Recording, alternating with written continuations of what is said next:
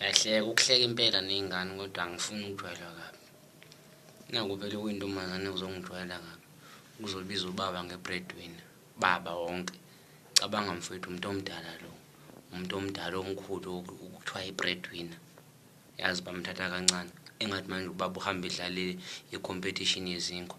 La kuthiwa khona i-competition yezinkwa ubaba ukhona and yena uyena ubaba umuntu owina izinkwa.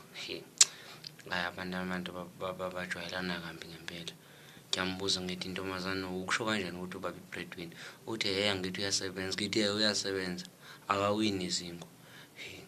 Uzothi i-breadwinner. Uyayazi i-breadwinner. Baba bread isinkwa wina umuntu owinayo. Okusho ukuthi ubaba udlala ama-competition ezinkwa.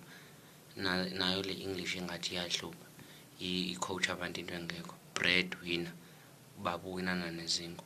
Shuthi nje mina ngihleli nginobaba kanti usebenza ukudlala i-competition awina izinkwa.